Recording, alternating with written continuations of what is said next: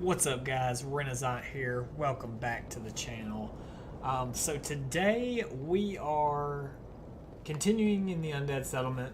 There's just a couple more things we want to do, and I promise we won't be in this area much longer. I know we've been here for quite a few episodes, but we're gonna go fight the boss right now. So what you want to do is go ahead and go to this the first bonfire undead settlement. And just go this path that we've been going. And come down here. Now, we don't have to fight all these jokers. We can just go around. We're not gonna go right though. We are gonna go the normal way. So if you just walk over here, you shouldn't aggro the evangelist. You can just come right down here. Shouldn't have to fight any of them. Yeah, you might aggro a couple enemies.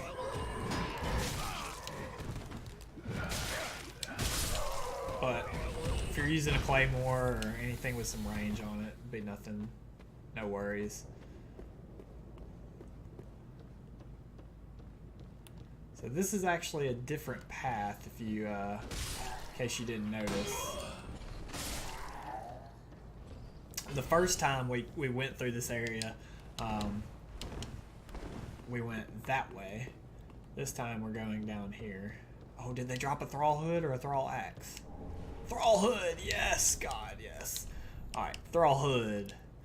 Hood used to cover the head of lesser folk who were set to work as slaves throughout Lothric. Also occasionally used to shame and humiliate criminals, aka Grey Rat. We're gonna wear that. Obviously. I mean, look at that. Dead sexy. Sit down.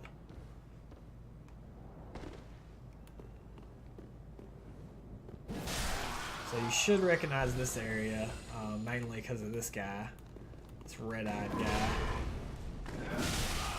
God, no poise. Poise is just not a thing in this game, I feel like. Charcoal pine bundle, great. See, okay, right there is a prime example of what not to do. You don't want to stand too close to these guys when you can, otherwise they will still hit you as they shake.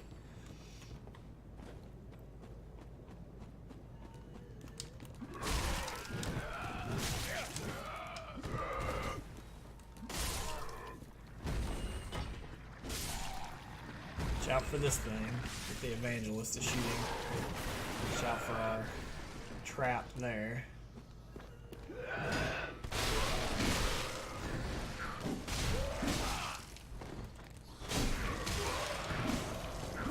Ooh. They almost got me there, huh? No worries.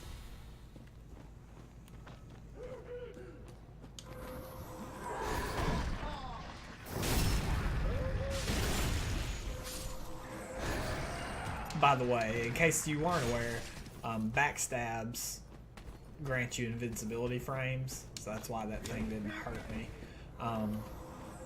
In case you're wondering why we came back here, we are actually going over here. Oh, actually, never mind. We didn't need to do all this because we already killed that crystal lizard. Disregard. Anyway. So you can actually just come to the dilapidated bridge bonfire if you want to get to the boss.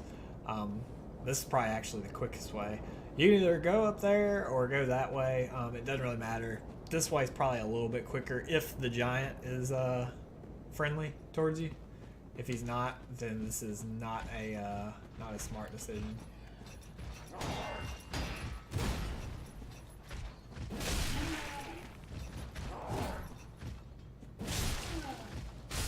And kill that joker. Whew. Come through here, your giant friend should start attacking these guys.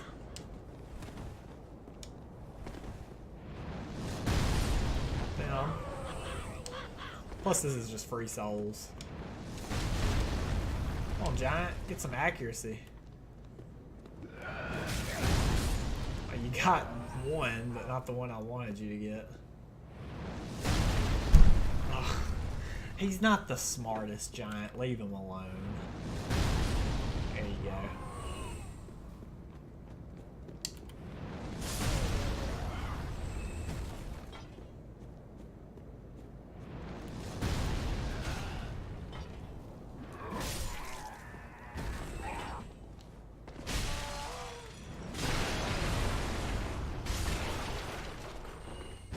Alright. And we are already at the boss, so as you can see, very, very easy way to go about doing things.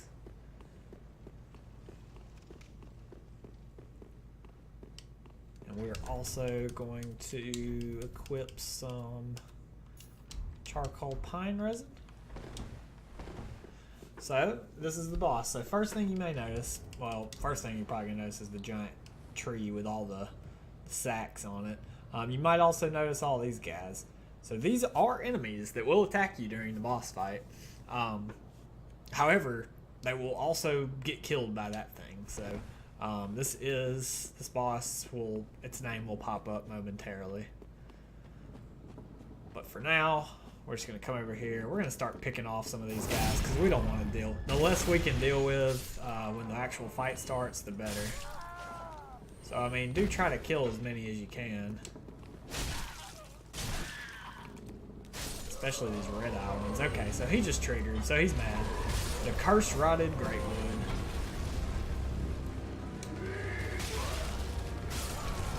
So like I said, he will kill these guys. But what you want to do is go ahead and put some resin and not do what I'm doing there.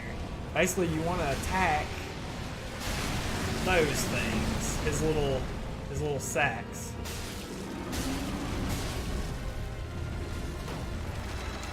Don't let them sit on you.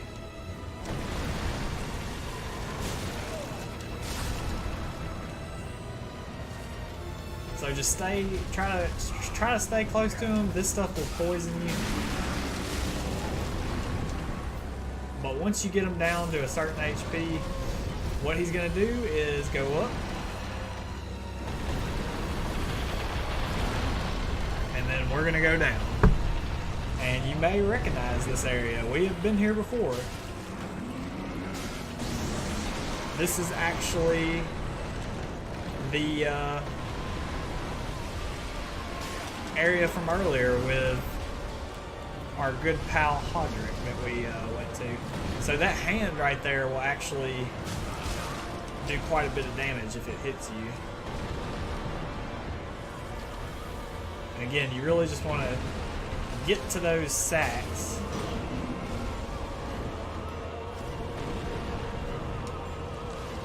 However way you can. Oh, Jesus. And don't let him grab you if you can help it. It hurts.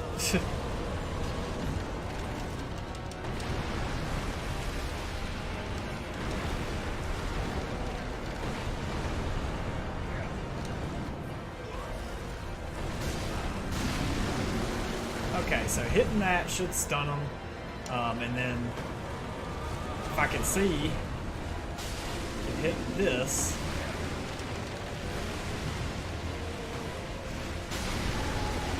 Okay, there's another one down. Where's this last sack? There it is. No! Come back here.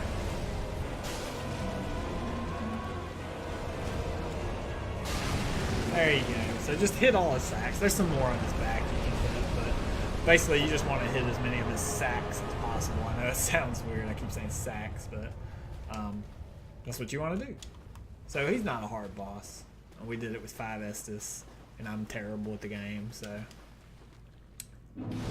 go ahead and light the bonfire. And if you notice something sad here, Pit of Hollows, yes. Oh no, Hodrick. He didn't make it. He didn't make it. Oh well. Curse Ride Greatwood probably did him in. So let's see what we got here. Ever since its establishment, all manner of curses have managed to seep into the undead settlement. The worst of them were sealed away inside a spirit tree, but eventually the curses took their toll. And we also got something very interesting from this boss. A transposing kiln. An old transposing kiln from Corlin, crafted with stitched crystal lizard hide, give to Ludlith, Lord of Cinder, to conduct soul transposition. So what that transposition kiln will do is basically it will let us craft boss weapons. With Ludlith, he will let us craft boss weapons, which we may or may not do. I don't know. Just depends. But anyway, just go after you kill that boss. There is going to be some dialogue for the NPCs back at Firelink, but before we do that, we do want to go ahead and go to the next bonfire. That's everything in this area. We are done with the undead settlement for now. So yeah, just go back to this dilapidated bridge bonfire, and we're actually going to go back into the sewers. Oh yeah, let's go into the sewers. Remember Big Rat Friend and Little Rats. They'll occasionally drop embers or soul items as well. This time, don't take the little sneaky path. Just follow the regular course of business here. How did you hit me? The world may never know.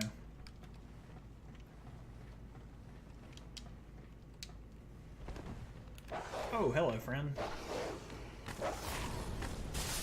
God, I hate these dogs. Really, just run. You don't have to fight any of these guys. They'll leave you be. You just want to run past them and sprint to the store. You notice Egon is also departed. He is gone.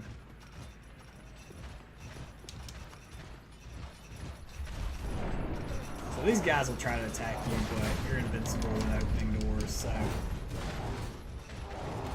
And then you can just save quit out of the game, and they should. If you don't feel comfortable doing that, you can fight them, but save quitting's not that hard, especially when you have plenty of time, like right there.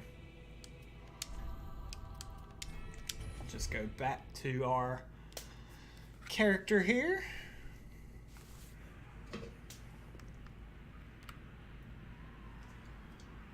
Notice how they're gone, and this fine gentleman is here. So Sigurd comes down from the elevator, and you can talk to him. You can actually see him in there. That is interesting. Huh. Let's go ahead and talk to our Onion Knight, Sigurd.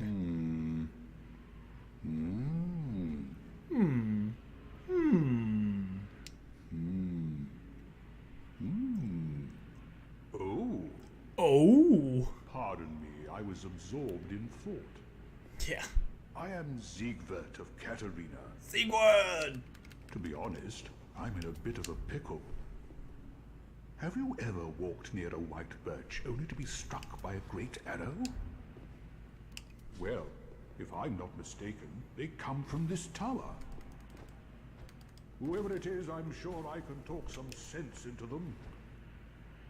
But I have to find a way up, and that's just the trouble. This lift only goes down, you see, and...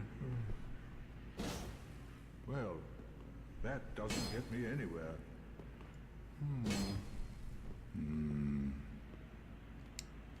This lift only goes down. But you know, with a little warming up, eventually... No. I've got to use my head and think.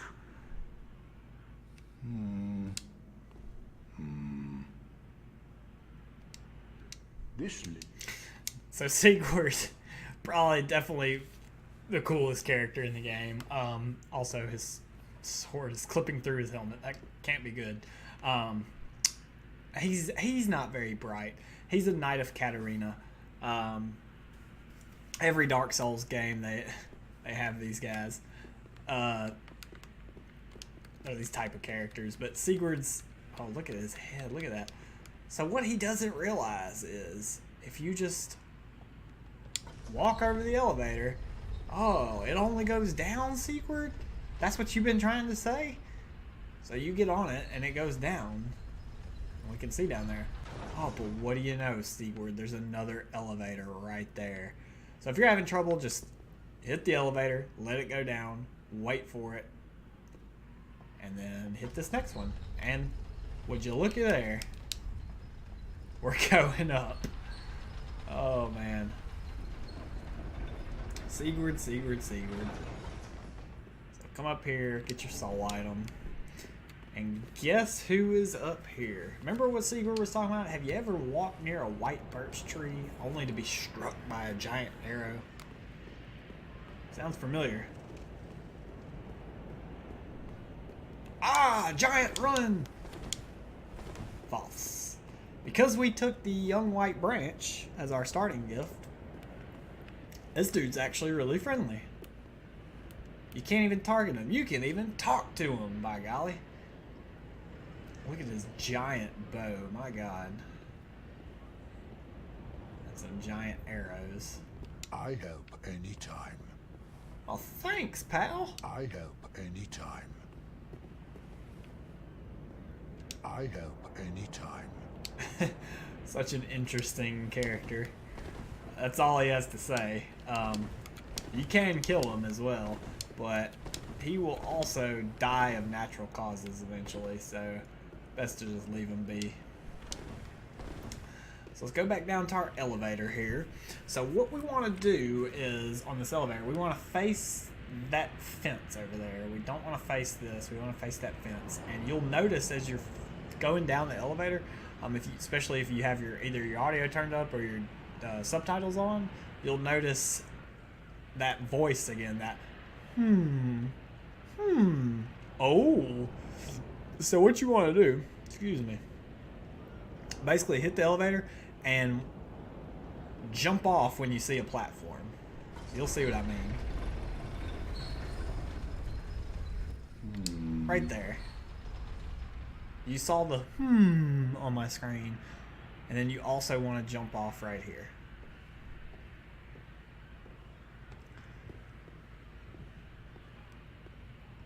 Oh, would you looky here? Looks like he figured it out, boys and girls. What you see over there, Sigurd? Ah, oh. Oh. Don't disappear like that. You had me downright worried. But thanks to you, an epiphany has struck me square in the head. I've unraveled the riddle of this inscrutable lift. I think I did it, but whatever you gotta tell yourself, buddy. On some days, I begin to doubt myself. As well you I should. went up the tower, so I thought, then somehow ended up here. I'm not exactly sure what happened. Anyhow, do you see that? That humongous beast? I'm no coward and I've a steady hand, but that thing makes my skin crawl. Now, think twice before you go down that road. I could try talking some sense into him. No, I think not. He's far too overheated. I've got to use my head and think. God. I could... Sigurd, he is such a funny character. Of course, he's talking about this fire demon down here, but talking about he's far too overheated. Ha ha ha. Snare, snare, hi-hat. Also, he's got to use his head for everything, it seems like, but he doesn't seem to accomplish anything. It's great. He gets himself into quite a few pickles in this game that we have to save him from. But anyway, so what you want to do is jump down, and this part it can be a little tough for especially for new players. That was the giant firing arrows. Don't worry about him. He will not shoot arrows at the fire demon, if that's what you're thinking. Unfortunately, that's not the case. So we got to do it ourselves. Maybe Onion Bro will help us. Maybe not. Who knows? Why don't we just jump down here and find out?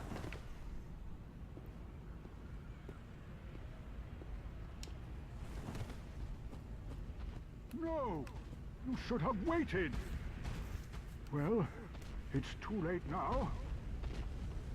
I, Sigurd of the Knights of Katarina, fight by your side! Ah! Get him, Sigurd!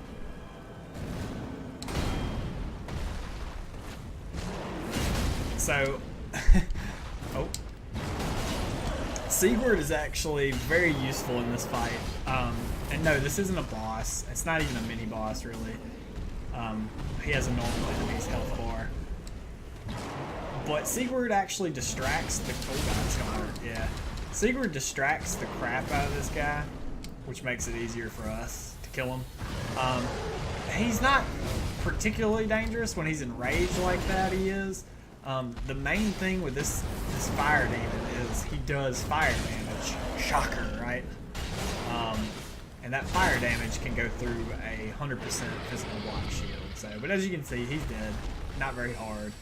And you get a fire gem for killing him.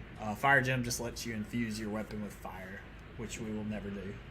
But Sigurd just got cozy, didn't he? Look at that. So let's talk to our buddy old pal. He's exhausted because he did so much, clearly. But you mustn't get in over your head. We unkindled must put our duties first. But, for the moment, we've a toast to make. So he does confirm there that he is unkindled or undead, so he's like us, basically. And also, he gave us some beer. To your valor, my sword, and our victory together. Long may the sun shine.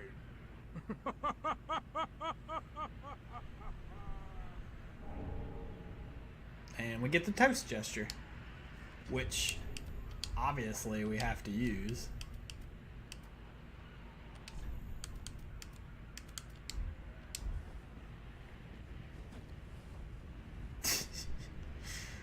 All right.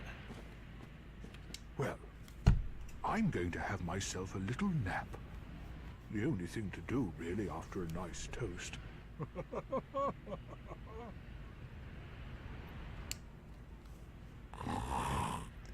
This man just fell asleep in the middle of this godforsaken place. Look at this. This man fell asleep with all that going on. Talk to him again while he's asleep and you'll get the sleep gesture. And that'll be the end of Sigurd for a while. You do want to make sure you talk to him all the way and get that sleep gesture, otherwise he might get bugged and his quest line might not finish. So let's see what he gave us. He gave us a Siegbrow, which is actually an amazing item, but you get so few of them in the game. It restores a massive amount of HP and also boosts frost resist. Special brew of Sigurd the Katarina, perfect for travel in its jolly barrel mug. Leave it to Sigurd to discover a drink that even an undead can enjoy. Perhaps his long years spent undead have left him wanting to drain a cup or two and revel as if he were still among the living. So, interesting there. Also, side note, you really want to kill that fire demon so you can do Sigurd's questline, but you can also kind of like sneak around back here and like kind of bypass the fire demon. I wouldn't recommend it, but you can do it. So you notice we got a couple items up there. We also got a very good item right here, the large club. Large wooden club requires considerable strength to wield. Characterized by savage leaping attacks, its weight makes it easier to break the guard of shields. And it's literally like the Babe Ruth baseball bat. Look at that thing. War cry. That's our special R2. I mean, this thing's actually really good, believe it or not. It doesn't require that much strength. 22 strength is not much at all. You can actually wield it. You see how I only have 20 strength? Because I'm two-handing it, I can actually wield it. Basically, when you're two-handing weapons, your strength is increased by 1.5 times. So it's like my strength's actually whatever 20 times 1.5 is. Is that 30 basically? It's like my strength's 30. So anyway, just thought that was something to point out. We also see some items up here. Excuse me. Alright. That's clearly broken or something. No matter. You don't need to do that. You can just chop them down the old-fashioned way. Get a pale tongue. And then on this one, we're going to get the northern set, I believe. Yeah. So let's read those. Iron armor of a stalwart northern warrior, supported by interwoven chainmail. Iron defensive wear grants superior absorption. Being from the north, it also should offer resistance to the cold. It's not very good, to be honest with you, but it's something if you want it. And then we also got a pale tongue, I believe. Proof of a Red Orb invader's victory over a host of embers. Claiming tongues as trophies was originally the practice of an infamous troop of invaders who offered them to their speechless goddess. You definitely want to pick that up. If you're planning on advancing a couple quest lines, you do want to pick that up. So I'll tell you why here in a little bit. But go ahead and pick that up, and then come in here. This is the only way you can go. There's no other way out of here. Once you jump down from that church, where me and Sigurd came from over there, once you drop down here, you're trapped. Don't worry though. If you don't have a homeward bone, yeah, this just screams trap right here, right? If you don't have a homeward bone, they will give you one in this area, but just be aware once you're down here, you're down here. Yeah, all these guys, it's telling you something. They're getting you ready. They're conditioning you. That's what I would call it. Preconditioning you to think, oh yeah, these guys, they're safe. You can be pressing your auto lock on button, and you can kind of see. Plus, you see how they're a different color too.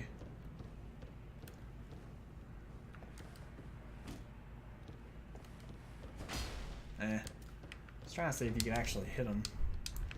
We're just gonna avoid them. Disregard. They will fall eventually. Good old right trigger attack on them should do the trick. You can get the item they're guarding, which is the Luring Skulls.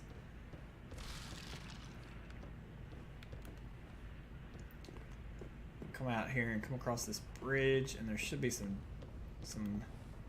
doggies over here somewhere. There they are.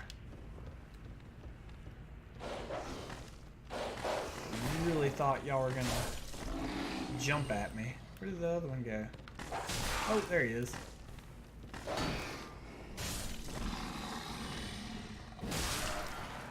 Go ahead and kill all these idiots. You'll notice these guys. They're just hanging out, having a good time. That's how y'all feel, I guess, right? Oh God, I'm sorry. I didn't mean to, I swear. So come on in here. You got quite a lot going on over here, as you can tell. And when you open that chest, they will come. Quite a lot of them, actually. You can go ahead and pre-knock them down, but I didn't think to check to see if I have any throwing lives. But you can go ahead and pre-knock them down if you'd like. Ow! Some human pine resin, which is awesome, by the way. Charcoal pine resin rotted with human body fluids. Yummy. Temporarily applies dark to right-hand weapon. Normally used in the undead settlement for preservation and burials, but can mature into this state, becoming a valuable substance. Used in a certain ceremony, often seed for trade at exorbitant prices. Yes, it's amazing. Obviously, charcoal makes your weapon deal fire damage.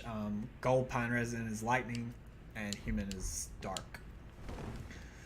So up here is probably honestly one of the toughest parts in the game up to this point.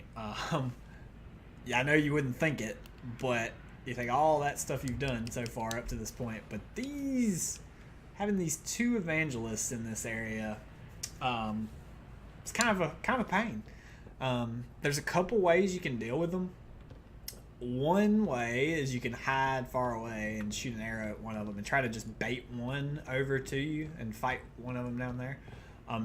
That's probably the best way. The way I do it is maybe like just the luckiest way.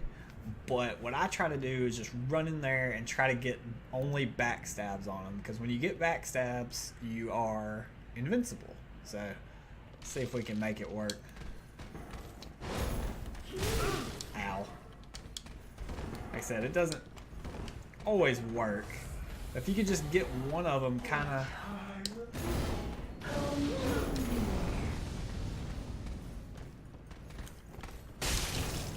I didn't get it right there. There we go. Well, see, because I hit this one already, I mean, it's basically almost dead already, so...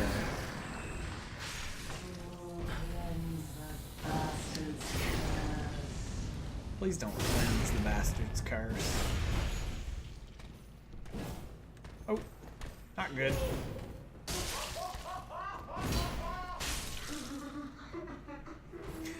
I mean, these ladies hit like a tank, so you gotta really watch out for them. But God, that is graphic. So then you're just gonna want to come up here and come right over here, and there is a pretty little item for us. Flynn's ring. Lowering equip load increases attack. Ring of Flynn, the eulogized thief. Lowering your equip load will increase your attack power. Flynn fought with the wind on his side and was a hero among the weak and poor, yet even his admirers admirers knew that it was a little more than an idyllic fable. Basically, if you're running around naked and you wear that, you'll do a non-insignificant amount of damage increase. You'll get even so, it's not that great of a ring, honestly. So then what you're going to want to do to get out of this place, just roll down here and then jump or roll, I think, maybe right there, and get this item right here, which is Homeward Bones. Like I said, you can use those at your leisure to teleport out of this area, but if you do that, you will miss out on one of the best items in the game. So I wouldn't recommend it. You'll notice an item down there. If you straight up fall and hit that ground, you probably will die. So what you want to do is run and jump and land on that. And we're going to get the Mira set and the Chloranthy ring, which, like I said, one of the best rings in the game. Or items in the game. Raises stamina recovery speed, so it is actually amazing. This old ring is named for its decorative green blossom, but its luster is long since faded. Not a lot of lore, but this is a ring from Dark Souls 1. It is way more effective in this game. We're going to put that on ASAP. And then the Mira stuff. Garb worn by Mira Knights sent on journeys. This hard leather vest is bestowed only upon proven knights. Knights travel afar to fulfill their sacred duties, but few are ever able to deliver on their vows. So, once you get that stuff, you can come out here and kind of piddle around a little bit. You can actually, I believe, yes. So you can actually go ahead and jump down here if you'd like. So that way you don't actually have to burn a Homeward Bone. I actually forgot about this, so this is actually really helpful. We're going to try We're gonna try something here. We're gonna get an alluring skull. We're gonna throw that over there.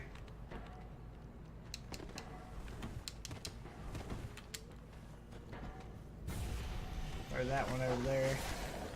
And watch the enemies run for them.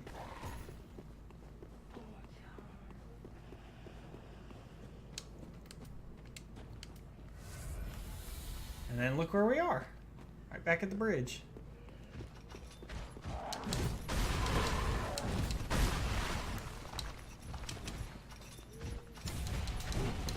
So that'll distract them. Well, most of them, at least. The smart ones that'll distract. But you just want to come right back to this this tower. Except for this time, instead of going up, we want to go down. So go ahead and trigger that elevator so it'll go up.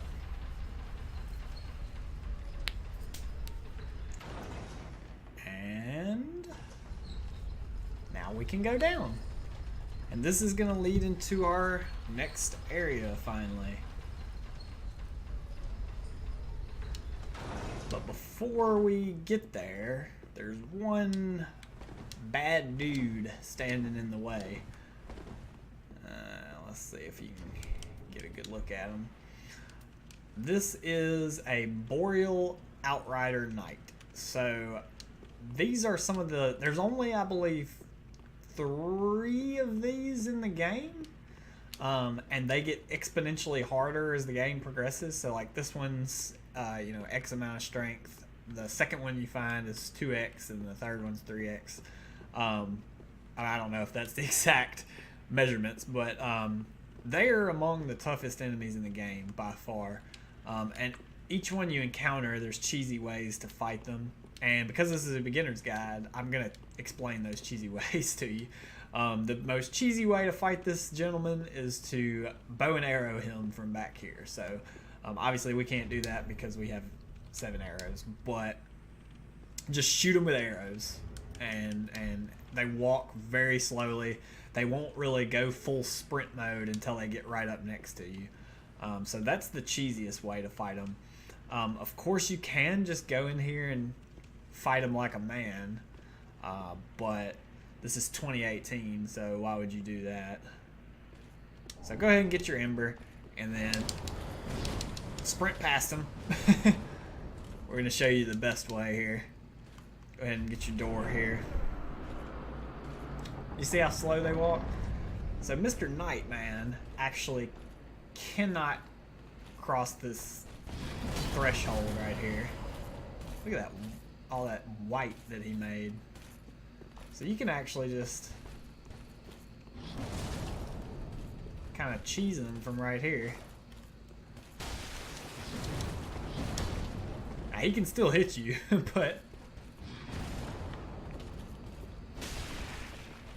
this is by far the easiest way to fight him.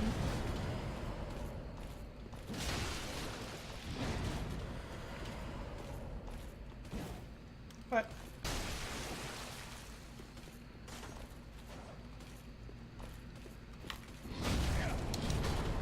Ooh.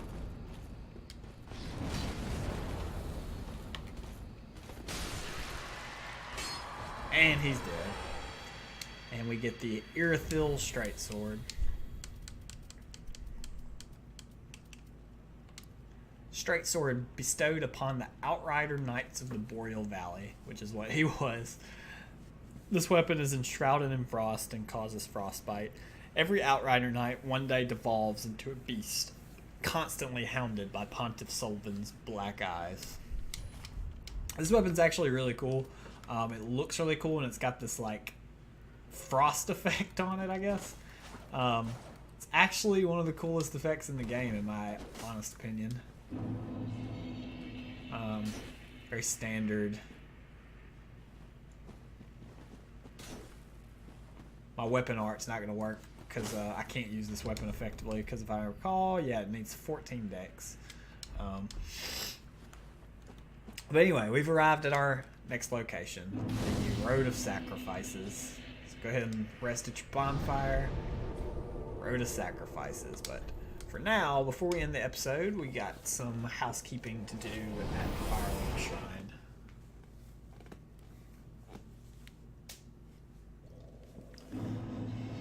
So go on back to Firelink Shrine, and we don't have any new ash. Don't think we have an Estus shard. Just wasn't he? No. Don't think we have enough Titanite to level up the Claymore. No, we need one more. So you notice how Grey Rat's not all sulky anymore. That's good news. Ah, there you are. I was thinking. You know I'm a petty thief. Well, perhaps I'll go on the prowl. Everyone's dead or hollowed away anyway, right? So I might as well fetch some weapons or treasure for you. Well, what do you say? First of all, I say we look very dashing, don't we, Grey Rat? Of course, send him to pillage. You will not be disappointed. Grey Rat the Thief was once a well-known name. Until I ended up rotting in a cell.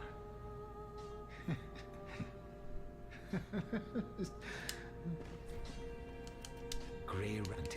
So he'll go and he'll leave Firelink Shrine temporarily, and he will go Goodbye. Do stay safe. pillage the undead settlement. The trigger to make him come back is to just simply kill a boss. So he'll leave, we'll kill the next boss, he'll come back, and he will have new stuff.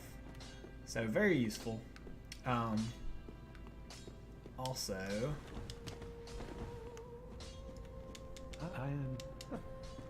nothing from him. Nothing from Arena. What was I trying to do? Oh yes, Leonhard.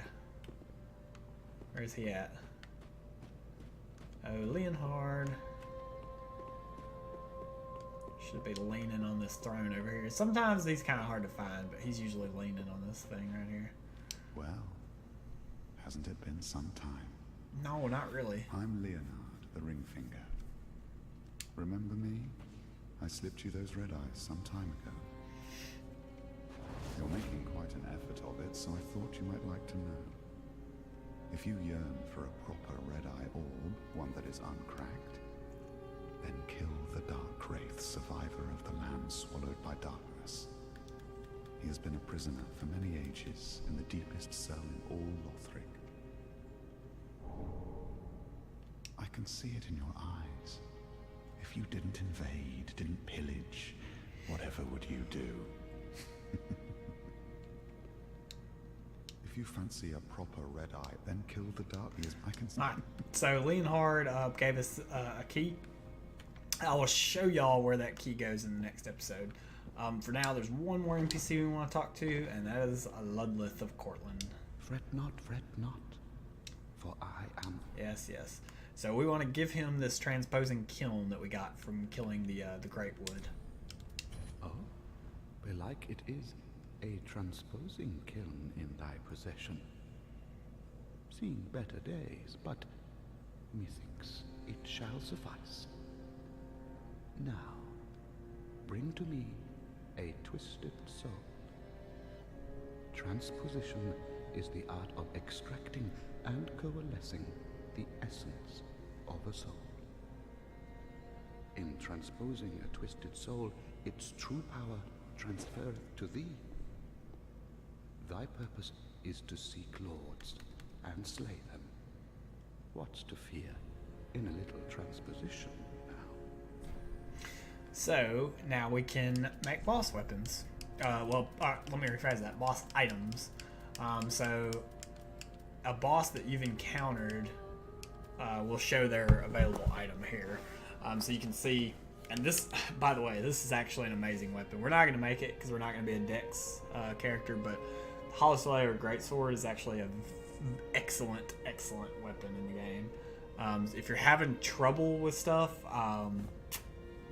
level up your strength and your dex, but level up your dex a little bit more than your strength, and make this weapon once you kill that Great Wood.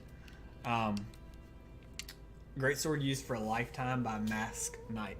harbors the fears that lurk within the minds of hollows, and is particularly effective against them. Bestowed to a proper mirror knight long ago, two-hand to execute special sword techniques. So that is not lying. That's not just making stuff up.